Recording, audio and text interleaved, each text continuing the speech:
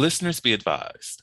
The Soliloquy podcast discuss matters related to the human experience and many that are sexual in nature. Due to this, some conversations may surround triggering topics such as sexual violence, self-harm, abuse, and much more. Please be advised, a list of crisis and psychological resources will be available in the show notes of this episode. With that said, let's get started with the show. Ladies and gentlemen, may I have your attention please as we go through the following safety instructions. In the event that there is a loss of cabin pressure, oxygen mask will drop from the overhead. Place the mask over your nose and mouth. Breathe normally as oxygen is flowing even if the mask is not inflated. Be sure to adjust your own mask before helping others.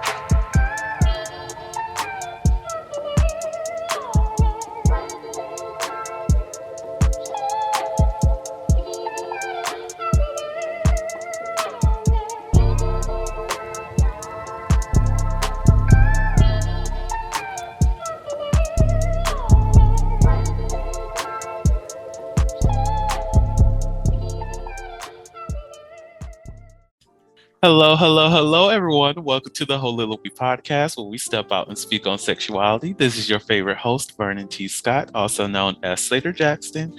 And for you freaking motherfuckers out there, Sebastian Adams.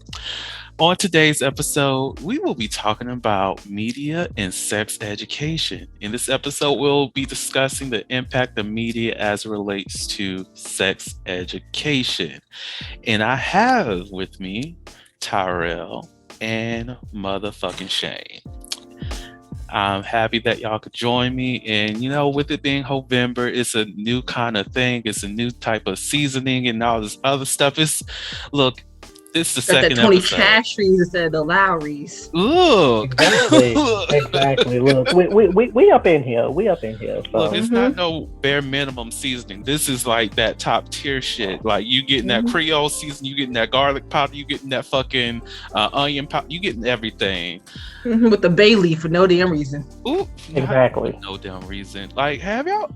I've actually tasted the bay leaf by itself, and I was like, "What is this?" Like, I just wanted to see what it would do, and I'm like, but then why were you so disappointed? Because I thought it was be like a wow factor to it. Like it's going to be something like if you ever taste like anise by itself, and you're just like, okay, you smell like licorice and you taste like licorice. You make sense, girl. You make sense. But bay leaf, you just like. But this wasn't making sense. It's like I could have just gone out to a tree, pull that bitch off and bit it, and put that. Like, okay. But yes, with it being Heauxvember, y'all, and there might be some new people onto the show. Do you all mind just doing a brief introduction of yourself? Of course, we'll start with the ladies. Shane. Hello, I am Shane. I, of course, have been here on many occasions. Shanetti. But let's see. I still work the library, but I am now a manager. I got that promotion. A bitch makes money. Not really, but she makes more money. Snaps for the promotion. Manager, I'm done. Like, I'm still a dog, chicken mom. I now added ducks. The badass bastards. But I now have some ducks. I am now engaged, y'all. Your bitch getting married. Yeah. I have a wedding though, so don't get excited for nothing. I don't like weddings. Okay, I love weddings. I just can't have one because there's people in my family I don't like. And I don't want to see them. So by the time it gets to this guest list, we have to do some. Yeah, and I wouldn't want kids there. There's a lot of damn kids in my family because I plan on drinking. I ain't watching your kid. Amen. Honestly, I think my family already had this understanding that I'll end up walking out of nowhere, and people just find out that I'm engaged, and then they find out that I'm married, and they're just gonna be like, okay, we did not expect that you're gonna have a wedding at all. Hey, that's all right. That's it's what kind it of is. like, it's like, look, I don't need to be responsible for y'all feelings, so like y'all can just deal with them on y'all own. Like y'all got the sense, and just like let's move on. And weddings are expensive too. As fuck. Now, Shane, Yes, you ma'am. know how I am, and I just want to kill off all your animals because I'm just like, is these ducks being raised for like a meal or like? I don't want to, Hmm. but right now we don't know the genders because you can't really gender birds until they get older and start like displaying the telltale signs of their gender. If they're mostly female, I got 4. So if it's 3 girls, 1 guy, I'm set because I can actually sell their eggs for like, let's see, $50 a dozen. I can make some little money. And duck eggs are also pretty expensive too. So I see. we run a little business. I'm playing, no, we're not. But if they end up all being boys and they just like, ooh, we could eat these. I'm like, sir, do not say these words in front of me after I done named these ducks. Oh, what's her name? They're all gender neutral names because, I don't know what the hell they are. So it's Kennedy, Blake, Parker, and Sterling. Ooh. Oh, Okay. But that's it about me. Let's go about our dear friend here. Oh yes, Tyrell, you're definitely next. And just to let you know, Blake is my favorite already. Damn, haven't even met him. Already have a favorite. Yes. So Tyrell, who are you? Oh, hello, guys. I'm so glad to be back. I'm Tyrell Collins. Just a little about me. Currently a doctoral student. Yes, for the doctorate.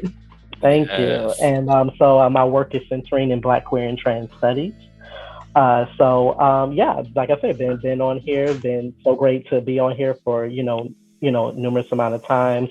Always love getting into our topics and discussing. So always great to be back. So humbled. Well, yes. Thank you.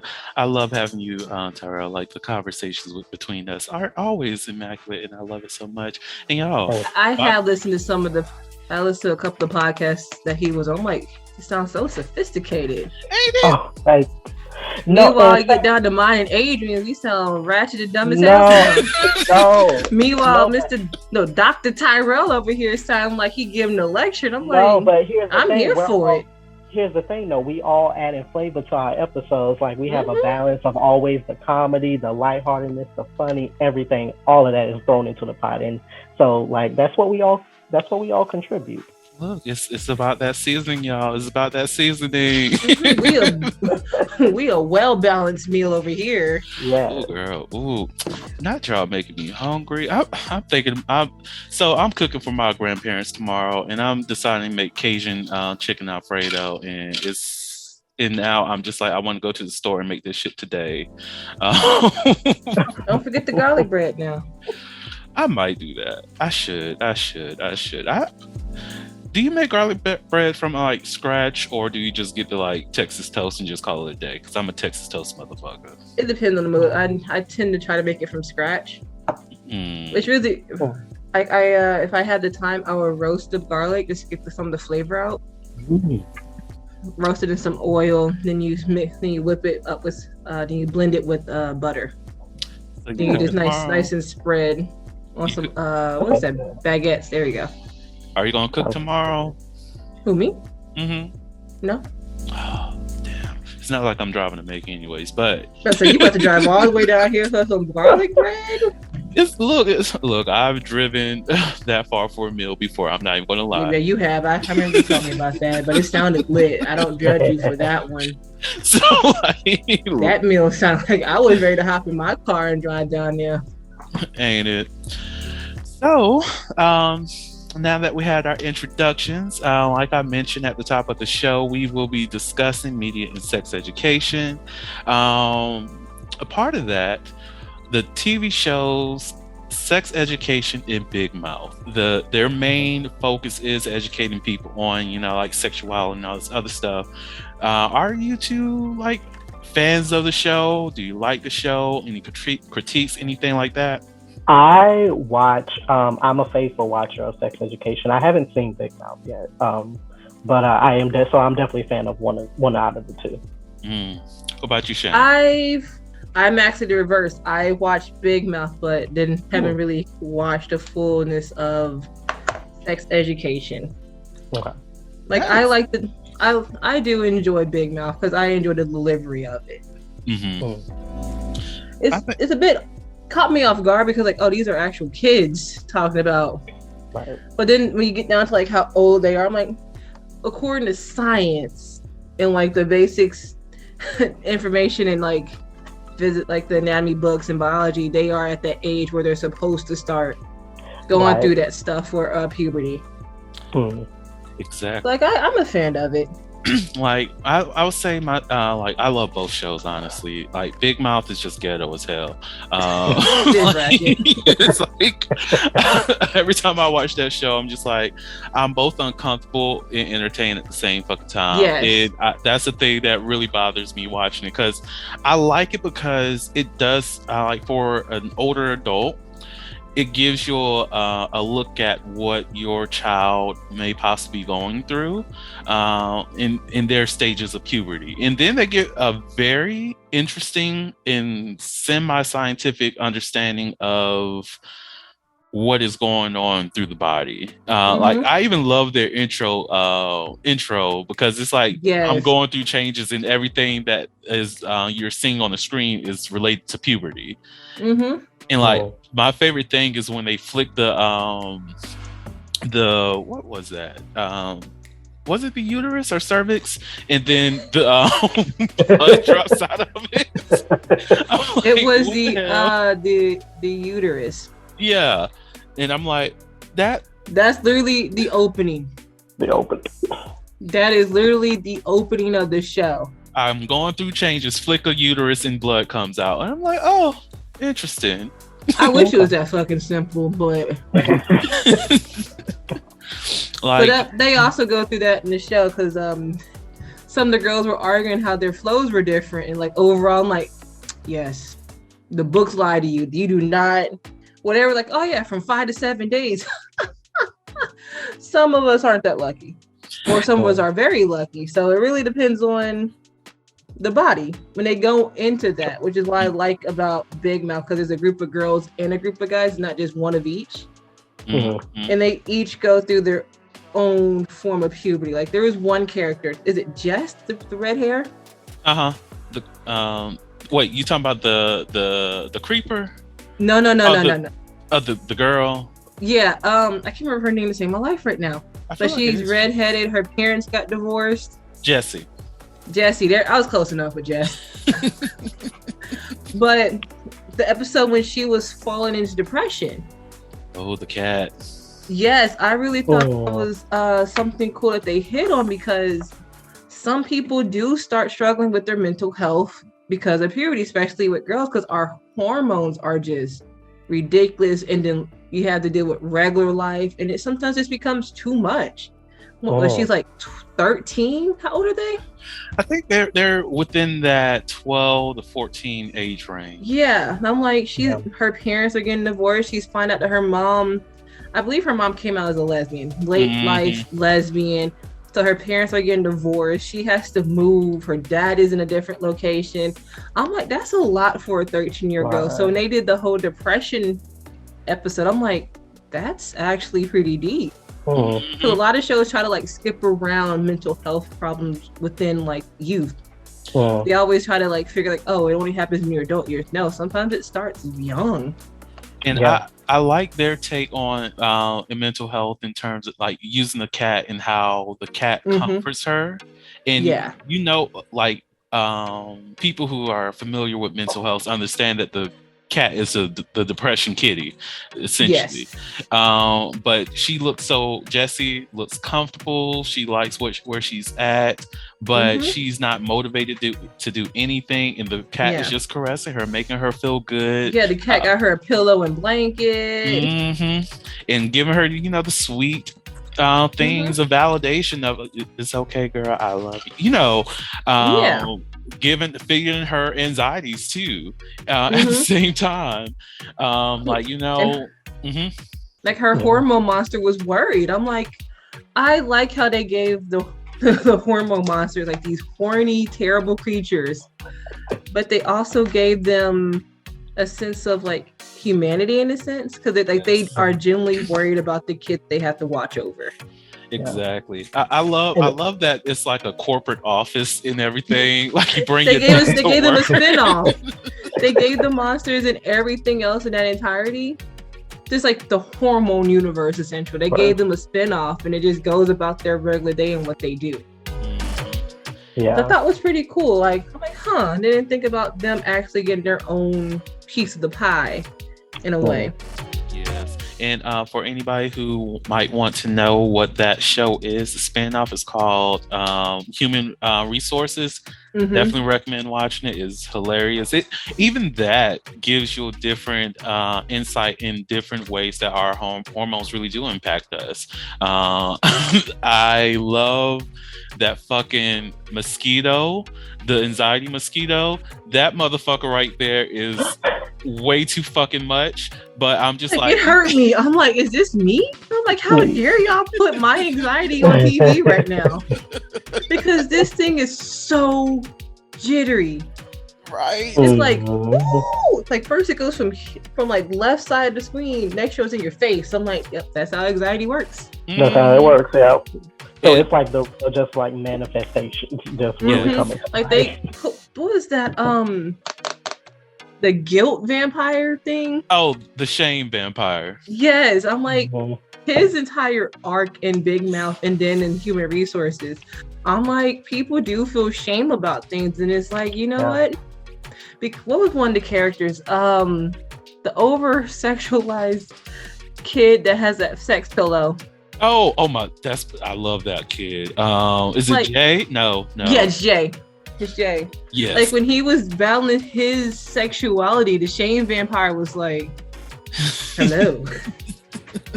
Because like bisexual men do have to face a lot. Like men who don't identify as straight in general have to face a lot, and it's like, just let them be. Meanwhile, women sometimes get a little bit easier because there's that weird sexualization of them, over sexualization actually.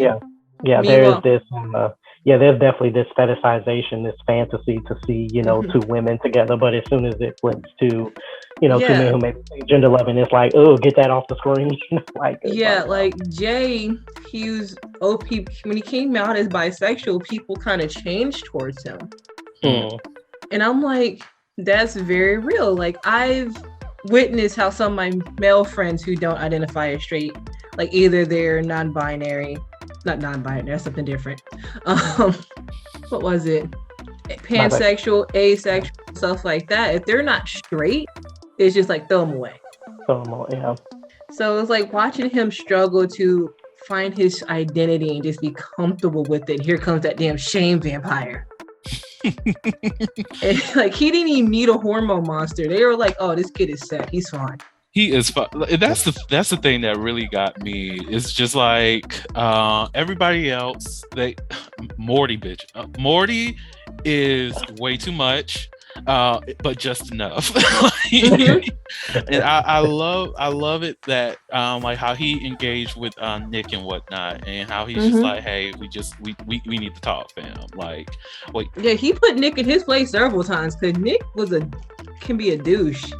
A huge douche. But like when he has this big ass head, big lips, and he's a major douche. And his hormone monster, he's like, listen here, little bitch. He's actually said that before. He's like, listen here. It's not my fault that you chose the wrong decisions and fucked over your friends. Exactly.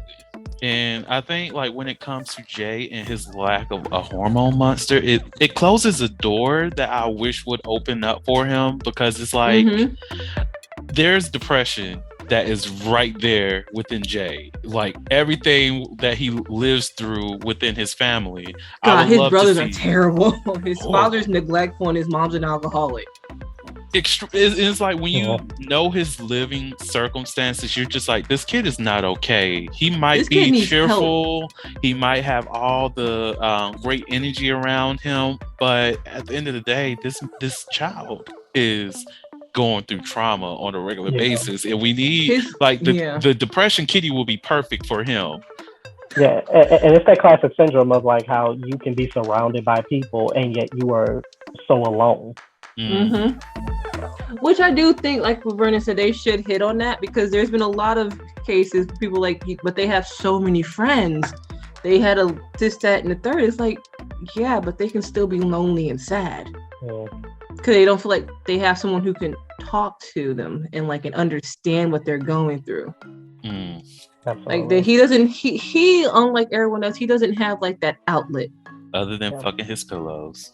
Yeah, I think that's another reason why he's hypersexual too. Is because he don't have that outlet. That's the only outlet that he can express that he doesn't get real judgment from. And it's like his mother's not going to say anything about it. His brothers clearly don't say anything about it, and they don't care. So what they abuse him. What are you talking about? Right. What else can I do? The thing that feels natural and feel more comfortable for me, and that is having just a romantic what makes life. me happy. Right. What gives off those happy feelings. So, other than with Big Mouth and their turn on sex education, how about the show Sex Education, Tara? Since you've seen that one. Now, I will have to say, I fell in love with that show as soon as I saw Odu's mom, the sex therapist. Oh, the sex therapist. I love her because she reminds me of Meryl Streep, and I had like a huge crush on Meryl Streep, and I'm just like, bitch, you fine. Yes. You know what's interesting is that recently I watched there's a Black woman who is a sex therapist, and she has this YouTube channel, and she actually watched like the first 1 or 2 episodes of Sex Education, just to, like kind of connote it to, of course, like it's a TV element, but, she wants to like talk about things that come up that, are real life. And actually, it was so funny because one of the first things she paused to talk about this issue was the opening scene with Amy and Adam, as we're seeing them two, have sex or whatever. And if obviously if you've seen the show, that Adam fakes an ejaculation. And so the thing is, but she paused the video to explain, and this is actually educating me because I didn't know this. So I'm still growing in my learning. So it's like, I didn't know this. What she was explaining is that, typically for most men, ejaculation and orgasm do happen simultaneously. But she was saying that doesn't actually always happen, though. So the fact that, Amy was questioning him in the scene, like she wants to see the condom, and things like that. I like how, she paused it at that moment to say, like, yeah, this would be like the typical, response. But it's to say that, ejaculation and orgasm actually don't have to actually happen at the same time. And so, but yeah, it was just very interesting to, hear her perspective. But yeah, as far as the show itself, I love how Otis's and the mom's relationship is, because it's so tenuous at first. And I like this idea about the fact of Otis as a character who at first has all this knowledge about sex, like almost against his will. But yet he is inexperienced, physically. And, the fact that he has to battle these whole, emotions about, like he can't masturbate and, just things like that. And like, that is, true things that, I think real teens go through. And so the fact that he becomes his mom in a kind of more school way, to actually to be a actual therapist, and obviously they're making, kind of profit on it at first. But yeah, when the first show first premiered, I was very highly intrigued by the idea about the fact that you would have real like a teenage setting that for teenagers that were talking about like real sexual issues. And so, and even once like the mom gets into the school environment and just like the way the kids respond to her and, just everything like that, it's such a real connotation, even though obviously, it's a TV show and certain things are going to be, that TV-esque. Exaggerated. Exaggerated. Because one of the first things, like the Black woman who's a sex therapist, one of the first things she could not get with about the mom was how, like in the first episode, Adam walked into her office and, was finding all these things. She's like, oh my God, like that is so, like that would never happen. Like if I have a home office and I know that you have to think about, you're a therapist, so you keep a lot of confidential files and things like that. Like I am going to always make sure to lock my door, lock my office door. So there were certain things that, you know, she couldn't get with, especially from the mom's perspective, like smoking weed with like your child's project partner. But those are all those things that make her such a funny character, you know. So I will say it's also the cultural difference too. And I think that's something to think about. And I like that because of course you should not have your confidential things out there. But I love the openness that the mother always provided to Otis. To, you know, there's no locked doors in a sense, but she also chooses to always respect his own primary boundaries. And I like watching the show, most definitely with him having his issues with not being able to masturbate. I was like, okay, when is she going to be direct and just ask him? And it was like that never really came up. It was a moment where she was like, okay, we might be going somewhere. And he saw that as like more of her therapizing rather than parenting. And I'm like, she's giving you that open space. And that's what you love. And that's particularly what I love about the push and pull of their dynamic, because both of them are so knowledgeable in their own right, you know, as mother and son, and they're trying to figure out how to have this relationship. And it's something that the sex therapist who has the YouTube channel, she brought up. She was like, I do wonder, you know, because she does have a son, she said, I do wonder as my son grows older, will he feel comfortable talking to me about certain things? Because like, given the line of her work, you know, he could also have that pushback because of who she is, you know, and things like that. So it's kind of like, you know, almost like, you know, like your mom is almost like a superhero almost, and like you got to keep it like a secret identity. Like, so it's like, no, I don't want to talk to you, even though she is the most knowledgeable person like to talk to. But it's still your mom at the end of the day. Yeah, exactly. It's that awkwardness. So, exactly. So yeah, I think that for the relationships that are shown, now I don't know if this is an unpopular opinion with the audience or not, but I definitely do not like the Eric and Adam relationship. I just want to throw that out there now. That I'm not a fan. I'm not a fan. Okay, I'm gonna have to go into this. Why are you not? Is it because old dude was violent, and because I'm with you on that? It's not just because of that, and I don't know if it's really not a steeped in a, you know, like black and white, you know, kind of situation. I do think like the abuse has something to do with it, but I do think that and I think that it was a point where Eric, I can't remember in which season, I think it was maybe like the second season or something, where Eric has this kind of pushback to Adam as to say like he doesn't want to be with a guy who essentially like abused him in a sense. And even though it was like what we know is like childhood bullying, it's still like I think for me as a black man and as a queer man especially, like I don't like seeing another black man like associate violence with love. And that's for anybody. And that's for anybody, no matter if it's in a teenage sense or whatever. So I think I would have been more on board with the Eric and Adam relationship if they confessed their feelings maybe, but Adam did some work with himself to be better. And then if at that point they want to be together, then I think I would have been more on board for it. So I like the nature of Eric's story of him dressing, obviously in more feminine, kind of clothing, him visiting his roots, with his parents and his heritage, really getting in touch, with who he is. So that part I love. I love Eric as a character, but I just I've never been on board since even day one of the whole Eric and Adam saga. And even when I saw the first episode, I was like, they gonna do this. They are gonna, like, the looks that they exchange. Like, I was like, they're gonna go there. They're gonna make Adam to be the one that Eric wants. Like, why? Good point. That's a question. Because I too am also getting tired of seeing Black people associate love with violence. I'm not sure if that's like seeped in like our own like pushback against the constant trope of Black trauma. That's a really interesting one. I think it has part. I think it's partly due to that. I think you raise a really good point because even as I think about like some of like the other shows where, and especially when it comes to, let's just be frankly honest, black and white dynamics. You know, that's why I was never, as much as I love the show Scandal, I was never a fan of the Olivia and Fitz, kind of, saga that they had throughout that whole show.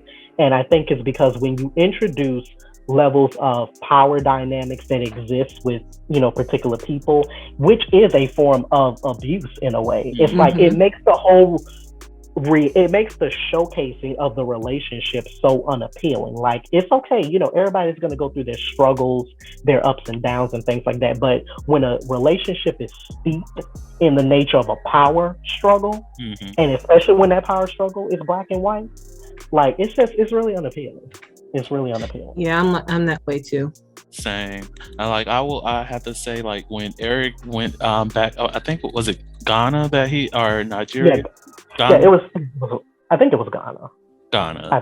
Like when he went back and he just found his community there, and he just found staycation love. I was so fucking happy for him, and I was clapping. I was like, Like, it gave me like a breath of air, a fresh air for him, because I'm like, you don't really have to be in a moment of worrying about, like, even within the culture of where he was, everything had to be on, like, the down low and whatnot, but even within the down low aspect, he was still able to be free, versus whenever he goes back home and he's in this relationship with Adam, like, I'm so happy they went separate ways. But absolutely. Like when he got back home, and I'm just like, now he knows what that freedom feels like. And I will hate to see him put himself in a situation where he has to accept less than from any other person. Exactly. And also what I love too about the show is, like, they will have like just very like standout little moments of like where you are like snapping for these characters, because and it's so in character for them. So like for anyone who hasn't seen the show, like there is one particular, I think it's maybe like the more recent season, where there's a new head person in the school. They're trying to change the school culture and things like that, with the way that the kids dress and things like that. And I love this one particular scene from two of the lead characters, Otis and Maeve, where they're trying to somehow restructure the nature of how they deliver the sex education. So they did that classic, we're going to split the boys into one group, the girls into the next group. And I love the fact that, one, we had the confrontation about what happens when you have children who are non-binary. So we do have a non-gender conforming character of the show. And then two, I love the fact, and it's so in character for people like them, like Otis and Maeve, as they were individually in their scenes. It's like, okay, Maeve is bringing up the point, why are you just speaking to the girls about pregnancy? As to say, like, guys should not be a part of pregnancy conversations. And same thing with Otis. It's like, why are we being separated from these conversations about sex? So even just small moments like that, which are so in pocket for those characters to do, it's really telling. And something that I will like to add in regards to the show and the different aspects of sexuality that they showed was like that fantasy thing. You have the chick who's like who lives in the realm of aliens, and how she expressed herself that way. And my favorite though was Vivian, because that's the plus size black woman. Just beautiful. And I loved how she's just having these intense ass text conversations with her boo thing, and it's just like, I'm here for it. Like, they are using colorful language in terms of like the sword being a representation of his dick, and like they're just having a different engagement that you don't really get get to see more often, because usually within the realm of sexual expression, you just get, oh, the heteronormal way, like, or nothing that's really too kinky. You might get like slaps here, some chains, maybe a whip, but you don't get to engage in the aspect of the cyber realm, or even the ethereal kinds of sexual expressions, like old girl with aliens and whatnot. Like, there's a version of breeding geeks where people loves buying alien eggs so they can give birth to aliens, like that kind of shit. Exactly. No, I'm sorry. Like, I actually, Japan, of course, actually has a couple of those things already filmed, and there's gifs of it. I saw one, damn near cried. Because I'm like, bitch, you ain't supposed to stretch like that. I can't do this. I had to close out, wipe my memory, pray to God the FBI didn't show up on my doorstep the next morning. I'm like, Lord, why? And it was on Tumblr before Tumblr did that whole great mass killing of itself. Oh, girl, I miss Tumblr so much. Girl, I miss the old Tumblr. I'm like, I need random weird shit. Look, the stuff that you learn, that's out there. Man, Tumblr taught me a lot of stuff, and I'm like, I didn't know that was a thing. Let me Google this real quick. Like, it's hard to find that kind of content on Twitter or even TikTok, because TikTok, I can barely find anything I really want to find on there. Twitter, I just have to hope somebody mentioned this in the conversation to find the material that I want to get. Most definitely, if it's like the out there kind of content. Bring back the old Tumblr, Lord. But also, some shows I do just want to name drop, because they are also on Netflix, that do actually teach some bits about sex education. If any of the audience haven't seen them, a show called that came out last year was called Sex, Love, and Goop. The show right there. Yeah, absolutely. And then there was one that came out earlier in this July, which I actually just caught maybe like a week or two ago. It gave me so much life in six episodes. It's called How to Build a Sex Room. Ooh, I love that show. Miss Rose. I love it. I love me, Miss Rose. I'm like, this old woman is living her best damn life. That show gave me so much life in 6 episodes. I was like, no. I'm like, where were you during the pandemic? I would have watched the fuck out of this. Exactly. I still need to watch that. It's a damn good show. I just love how she brings a positive twist, and she gets the couples to communicate what they want. Yep. Because she refused to do something if one partner isn't fully on board with it, which I truly love. She's like, this is a sex room for both of you. Yeah. So both of you. Yeah, so it's like both of you use this room. Both of you need to agree what's going in here, and both need to be comfortable about what's going to happen in this room. And I'm like, I love that, especially if the couple's unsure about something. She will bring in professionals. I think like one of the first episodes about the flogging. Was it flogging? It was flogging. Yeah, she brought in people who I would say they're professionals. They also had like different types of whips, handcuffs and stuff like that, and they taught them how to do it. And I love it. And I love it how it also gives you a sex education, because like something that I was, I kind of knew about, but the nature of the BDSM culture, I just always really associated with like, okay, yeah, you find pleasure in pain. That's pretty much what I've always, kind of thought. But as the episodes went on and certain couples were being introduced to BDSM, it was kind of like, and speaking for myself, I'm more of a sensual person. So it was like, I know I don't like getting pain, when it comes to being intimate. But it was kind of like, oh no, but like there are certain components of BDSM that can be sensual as well, So the show is giving you such a sex education while it's, tackling these couples, as well. And I love just the fact of the diversity that was shown between couples. We had some same gender loving couples. We had, multiple ethnicities. We had a poly family, which I am poly, so I was glad to see that representation. So yeah, I did like the representation and like the understanding. Yeah, because she didn't understand. Miss Rose was not afraid to ask questions because it helped her understand them better. I'm like, in the way she phrased some of her questions, like, there are questions that people would want to ask, but getting the wording right is hard for a lot of things. So there's questions I have for like other sexual orientations and gender identifications, but it's hard to really like put that into words without coming off as like, so what is this? Yeah, exactly. Yeah. So I just love the way that she's like, I'm not trying to be rude. I just really want to know to understand you better. Exactly. And then that's the thing, you know, because of the fact she approaches it like that, you know, like you say, it's one of those things. Sometimes we are scared to ask because, you know, we don't want to come, you know, sound that, you know, we're ignorant or that we're not in the know. But the truth is that we need to ask those questions because even for something that we think we should know, to that couple or to that individual, it's still very different. You know, so there is no one, you know, kind of like size fits all situation when it comes to, you know, everybody. So let me know how this is representative for you.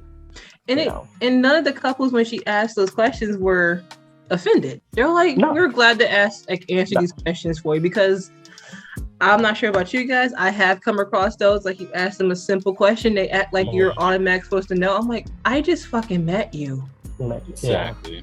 And it's like, I can't take what I learned from one of my friends and apply it to you because you're a whole different human being. It's like, I don't know everything in the handbook. It's still being written.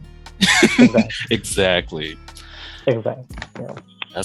I like that you made that point, because like there's a lot of people who are very sensitive, and I have to say a lot of that sensitivity comes within identity too, and I hate that so much because it does make it hard for you to ask these crucial questions and to get to know people on a deeper level. Yeah, and at some point, I think that's that's kind of like the negative side of how we're ingrained in so much media. We have all of this connection, but no relation. So it's kind of like when we do have questions, instead of it opening up the conversation, sometimes it just shuts it down. And that's why we get into all these talks about cancel and popular culture and, you know, just things like that. And, you know, I do think, you know, now media has a lot of great things, you know, going for it. I love the fact that we live in a time where it's like, you know, you just can't say nothing and think that you're gonna get away with it. Oh, you know, like call you out. I love that we came that far as a culture and as a human being. So I don't care if you, you know, person next door, if you a celebrity or you know, the richest person in the world. If you do something that is not part of the mass, we gonna call you out for it. But that also has the same, you know, the negative aspect as well, because we don't give the space to confront people, ask them what their intentions were, you know, with it, give them a chance to take accountability or own up to something if that's what they're wanting to do. You know, so it's like, you know, so it's kind of like we have to kind of like rein it in a little bit and ultimately ask ourselves, what is the goal that we're trying to accomplish? The goal cannot just be, oh, we're trying to cancel this person or cancel this media. You can't cancel. To me, in my honest opinion, you can't cancel anything. Like, you know, we're not light switches. You can't flip people on and off. You know, the conversation is still going to be there. The same uproar that started something is still going to be there. So honestly, ask yourself, what are you actually trying to accomplish? What is your goal in calling this out or wanting this to be known? You know, and a lot of times people don't, you know, they're not thinking that far. They're just thinking like, oh, this is wrong. Your opinion is wrong. So I'm gonna call you out on it. Okay, so now what? Right. Like this reminds me of this. Before I got off of Facebook, there was this post that was going on about there's this person sitting on the bed. I think they were reading like bedtime stories to their child, and then there was like an umbrella with the rainbow coming at it, and I'm just like, and then you have people just saying, yeah, this is how I'm going to raise my kids, pretty much saying no gay shit over here.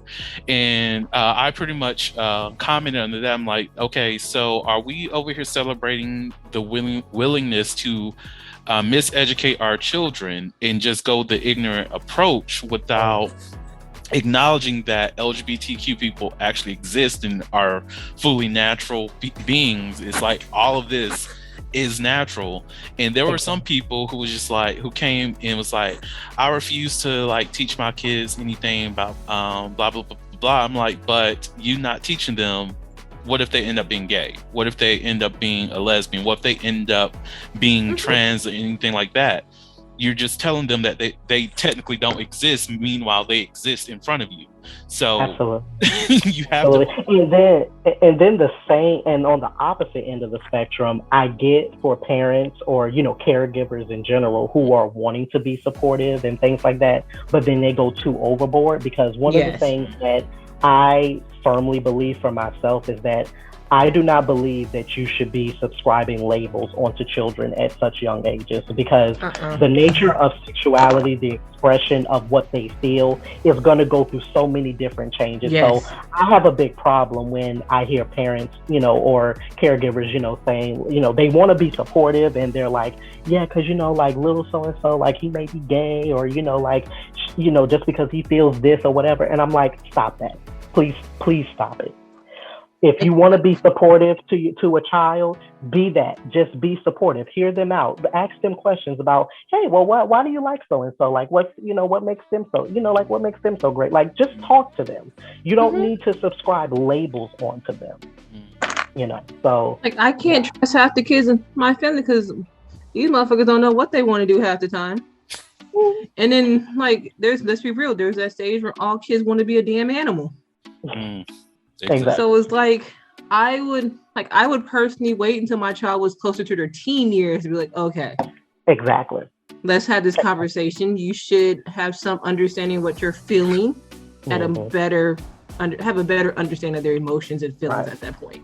Right. And I do feel like for a lot of the shows that, you know, we're talking about, like Big Mouth and Sex Education and some other shows that are a reference, I would love it if we got to a point where like TV shows could come out with like their own kind of like resource guides, because, or, you know, like some type of guide as to say like, hey, you know, you guys could be having these, you know, kind of conversations, you know, with your kids. Yeah.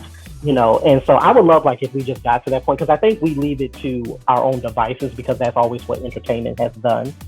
But sometimes I feel like, you know, just because you watch something on television, that doesn't give you the tools to actually, you know, do. So I would love it like if at the end of, you know, the sex education episodes or, you know, whatever, they would say like, give like a good, like maybe like 2 or 3 good resources. Like if you are looking to talk about this with your child, visit this, or, you know, like this is a good online source, or, you know, whatever, you know. So.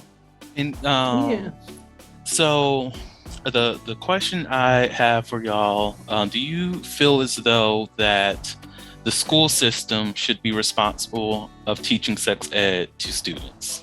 That's a tricky question. Because sometimes school is the only place that some of these kids will even learn what sex is. Because lead up to some like the super conservative like families, they don't even talk about like the human, what their body's gonna go through. Yeah, there's always a clash between the education that happens in the home unknowingly and the semi-education that kids might get in school. Like I know personally for myself, we didn't talk about, you know, the realm and spectrum of, you know, sex education. We literally had health class and was shown like a video about STIs.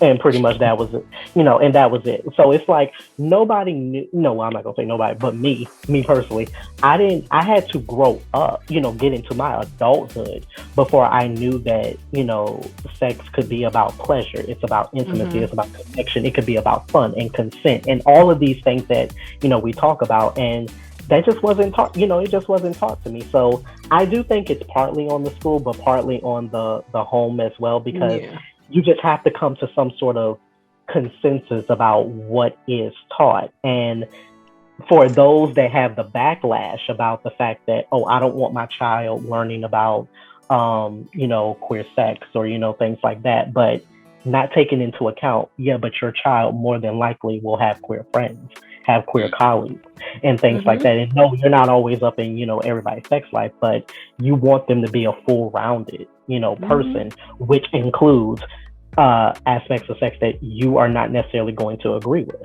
Yes. And my ultimate thing has always been, wouldn't you rather your child be in the know about something than for them to be ignorant of it? Go out, do something, and, you know, and now maybe that, you know, they're facing some sort of, you know, consequence for it. No, Yeah. and that can even be based in the very, aspect of simple condom, talks or, things like that. If they're ignorant about certain things, and that's to say, and Bert, I think you said in one of like a previous talk we had, it's like, look, in talking about certain things, a condom ain't gonna help you, sweetheart. Exactly. Like, so it's like, just yeah, it's always gonna be, I think, a push and pull, because to get school systems and people who are actually in the home to actually see eye to eye on a sexual education curriculum would be a very arduous task. Not to say obviously it couldn't be done, but yeah, it would be a very arduous task. Mm-hmm. And I Like, I got lucky and grew up with a mom who was fuck it. Most of the people on my mom's side of the family are very open, very willing to answer our questions. So I got lucky in that aspect. Like my mom straight up, when I turned like 9 or 10, she was already telling me about my menstrual cycle, because the women in my family, we develop early. So she was already telling me, okay, this might happen to you. It's okay. It's normal. Don't worry. Like they always, even now, they always preach the importance of a condom. They're like, we don't care if you've been with this person for 12 years. It could still happen. And it's like, not everyone has that. Because I do know people who grew up in a very, I'll say, they call it the quote unquote traditional upbringing, where they're taught women do this, men do that. So it's like only her brothers didn't really know about childcare. Only she did. And like how to cook and clean. I'm like, ooh. But Shay, that's another my family can cook and clean. Exactly. But Shay, that's another great point that you're bringing up, how you said about how, like, women in your family tend to develop early. I feel like a lot of times caregivers, they're having these conversations a little bit too late, because as the years go on, like, kids are more and more curious about things. And so it's like, no, you can't be having like the biology talk like when you're 7, 8 years old. You need to start that conversation like a little earlier. And that's why I say it's good to seek out resources. Like go on to like certain, sex therapist websites about how to actually talk to your kids about sex, that, especially if they're at a younger age, you don't need to get into like all sorts of, details, but you can associate certain things. So that way, as they're getting older, these aspects are not ignorant to them. They're not surprised. Yeah, they're not surprised by it. Like I do believe that comprehensive sex education definitely does need to be within the school system, solely because parents do lack the tools to have those conversations with their kids. But I also believe that for myself, I would rather have those conversations with my child, but that's also because I'm coming from like an educational background in it. So I can provide that information to them. So it's like, if you feel as though, like for those people who think that it is the parent's responsibility, ensure that those parents have those tools, have that knowledge. And if you're not willing and comfortable enough of talking about sex for yourself or even with your parent, then that's when the school system can come in and do the thing that you're unable to do. That way they get the quality education, regardless of if it's within the comprehensive frame of things. They're not talking about how to have sex until they're a lot older. The earliest thing that you understand within that framework is consent, the words of like your genitalia and whatnot, because you have these on your body, or you may have these on your body. So you just get the general knowledge of what that is. And that's it. There's nothing about how these parts interchange, where babies come from, all this other. It's just, hey, this is good touch, this is bad touch, this is how you say yes, this is how you say no. If that's not there, then tell an adult what happened. Be specific, and that's typically how the comprehensive sex ed thing goes for those at a younger age. Like I've been reached out to by some friends who just like, okay, I don't know how to have this conversation with my child.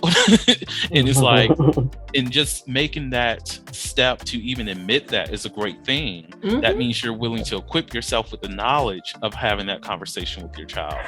Not everybody's willing to necessarily do that.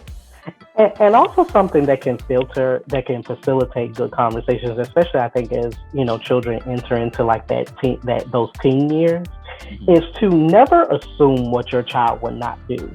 I had a friend recently, and he told me he actually had a very like candid conversation with his teenage daughter, and because like she was dating, like she started like dating this guy, and he kind of felt like maybe they were getting too serious too fast.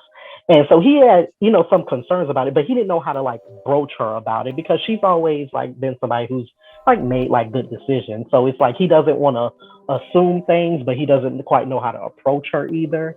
And so he said that, I just, I didn't want it to come across as I'm like accusing her of something or, anything like that. But so basically he said, I just sat down and had a conversation with her, and she opened up, and, he said that, she expressed the fact that no, she wouldn't just have, sex with a guy just because he told her he loved her.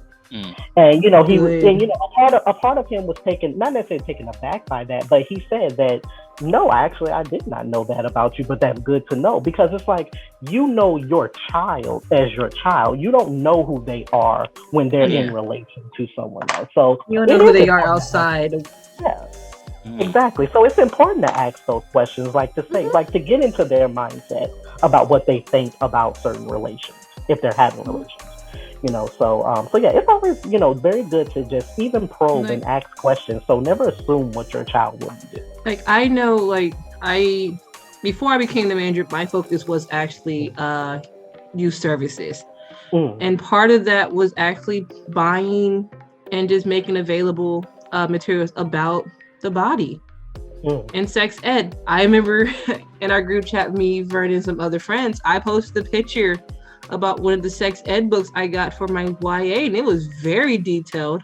And then I also got some puberty books for the younger side, because like that's going to hit them no matter what their parents want. Because like one of the period books I got for the girls, it literally said, listen, don't rush to have a kid. You have plenty of eggs. You'll be fine. That's literally how it boiled down to. And it's like, listen, you're still a virgin even if you don't have a hymen. I'm like, yes. That's a good point. And then like it even goes down even into the lower grades about where babies come from.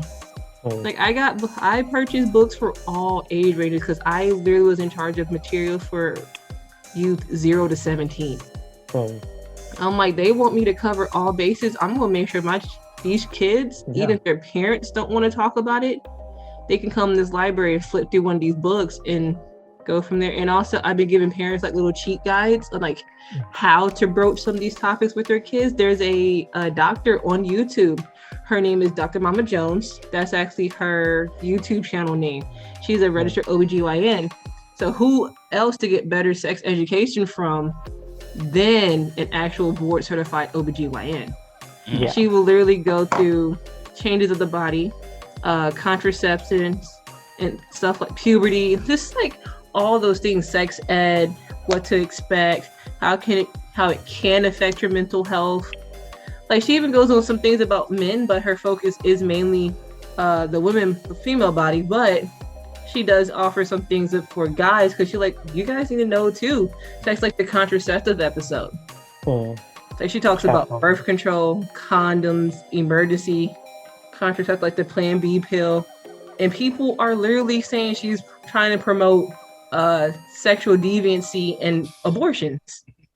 And it's like all she's doing is trying to educate people about their body and how because a lot of girls are shamed growing up, just like the changes in their body. Like, oh, you're growing hair, you're dirty, you're gross. It's like, it's natural. Also about the period, you gotta be quiet and ashamed about it. You're growing boobs, you gotta cover them. So it's like, she's like, listen, it's okay. These changes are natural. You do not have to be ashamed of anything. So I do suggest that to some of my parents with girls, because her videos make it very easy for the parents to pause and like have a discussion with their child. Yeah, and same with the YouTuber that I follow that I mentioned earlier, the sex therapist. Her name is Nadine Thornhill. If you wanna, if anyone wants to follow her on YouTube, she does have like those short like video segments where, like I know like one of her first videos obviously is talking about how she became a sex educator, but she has all sorts of videos. One video she talks about like what's the deal with the nature of vaginal discharge. She has why early sex ed is awesome. What happens? What to do if my kids walk in on me if I'm having sex?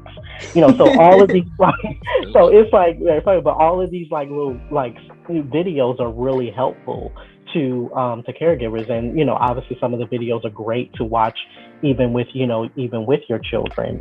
She has a whole entire video segment where she's saying, hey, this is the kind of sex education you can give to your children in between this grade and that grade. Talk to them about this. She actually has a really great video about being very careful about the nature of how you associate genital parts with with people, because it's to say that some boys have this, not all boys do, as to kind of be more gender inclusive. And so just a whole lot of videos. So definitely Nadine Thornhill, if anyone wants to check her out. She has to check her out, because she might be a resource. I'm putting together a sex ed packet for my library, just so it's like, listen, you can just take, this is gonna be a bunch of like names. They're all free and online.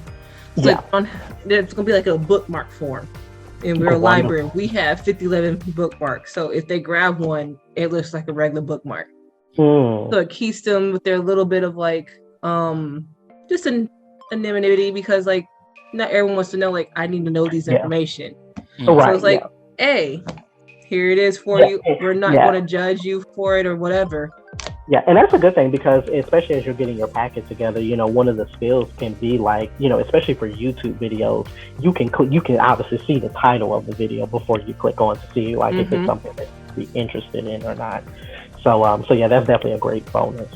And what I'll do, I'll make sure I have those YouTubers listed in the show notes. And Shane, for the bookmark, is it possible to have that virtual? If not, send me the list and I can make it into a virtual thing and include that as a link in the show notes too. I can make it virtual. Because I'm currently just putting things together. Just like, these are tools that you can use, either the kid themselves, because sometimes kids are curious creatures. You're not going to stop them from doing what the hell they want to do, especially when they're alone. So it's like, I have met a couple of parents who are like, my child would never do this. I'm like, you don't know what the hell your child doing outside when you're not around. Exactly. Your child can be a God-fearing creature when they're with you. Meanwhile, they out there in the streets, their name is like Tyrone and stuff like this. They are a completely different person. So it's like, yeah, there are some parents who are fortunate, like who, quote unquote, can actually say they know their child. Meanwhile, not all of them can do that, because some kids don't like their parents because sometimes their parents are highly toxic. So they put on the front. It's like, this is how I am with you, but when I'm out with my friends, I'm me. Especially those, because I went from one conservative location to another, but this one is now Black conservative family. So it's very, very deep in the Christian mindset.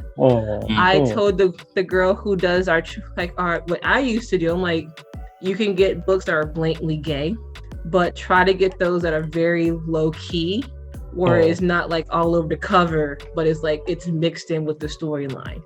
Because we want them to still identify and understand that they are not wrong. There's nothing wrong with them, but also prevent their family from lashing out at them openly. Absolutely. Because some are out and proud, and then we still have those who are still trying to figure out when it's safe for them to come out. Because we don't know, some are still living at home because they have no choice. So it's like, we got to be careful. Like, I'm like, don't worry, you can still get the ones that are out and proud, because yes, those also need to be represented. And if someone comes in and tries to raise flesh, I'm the manager. I'm like, hello. What's going on? We'll have no problem with telling them, you can kick rocks. We literally have a whole section dedicated to Christian fiction. Get over there. Yeah, I love it. Like, Brandon can tell you, I fear no one. She does not. And if it's a snake or a spider, that's a whole nother story. Those But people, I will fight people 5 times my size and don't care. And that's that on that. Yeah, Shane, she really does not care. Bitch strong. Now I would, since we are getting close to the end of the show, there's one thing I did want to touch base on myself, since we're talking about parents, and there's a dynamic within both shows that, not necessarily poor parenting, but, in terms of their response to their kids.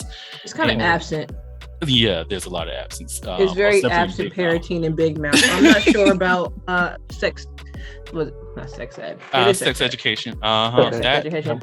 With that show, I will say it's not necessarily a lack of absence, but they give like somewhat of a genuine response that you might see from parents. Like even with Eric's parents, with his mother, you do get a slight bit of homophobia, but you get that aspect that she's trying to do better and understand him more. When it comes to right. And when it comes to Otis's mother, even though she's the sex therapist and you'll think that she has everything together, she still makes her mistakes too. And it's a great dynamic to see that. But I want to talk specifically on sex education about Adam's dad, because there's a huge level of sexual repression that is present in him, and it comes out in his policies when he was a principal, to how he even reacted within his own dynamics of his family, and I think having that imagery and that visual representation of that character is important, solely because one, you see his growth, and you also see how certain repression can impact how you relate and understand your own family. Yeah, but you're saying it exactly because of the fact he has that suppression, and that's exactly what Adam goes through as far as his son. And that's essentially what Adam was struggling with for, I think, like majority of season 1 of the show. And even still, even where we are in the show. So I think, sometimes as you visually and consciously know that your children are ultimately not necessarily gonna make the same mistakes, but you see that semblance in them as well. It's kind of like, yeah, I didn't do the best job with this, so it's like I gotta get this together. But yeah, it's a very interesting I think the way that the parental figures are written is like, in the back of your mind you want them to be more involved, but then a aspect of that is not reality, because parents don't want to be involved in their kids' sex lives, no matter if you're having sex or not. So and the vice versa. Exactly. So it's kind of like when we do get those reactions, or we get those like responses and these talks about, and this is awkward and things, that's very real. It's very real. And so I think that if sex education could, gradually start to have the teams of the show kind of like, I want to say in one aspect of like going to their parents, because one of the parental dynamics I love in sex education is Jackson and his moms. Yes. And the blowout and the arguments that, he was having with the I think it's the stepmom, I believe. Or I can't remember which mom. But the fact is that, again, having that kind of breakdown where it's like he doesn't understand a part of her, she wasn't understanding a part of him. And not until they have that conversation and that breakthrough as to realize, like, no, like, we get each other. Like, I'm not totally oblivious. So I think that if they had, more moments of that, then we could actually really start to get some more parental aspects into the nature of sex education, as to say like, oh, this doesn't necessarily have to be almost all the way based in the teens. Like, we can start having some adults to get their sex education. Facts. Facts.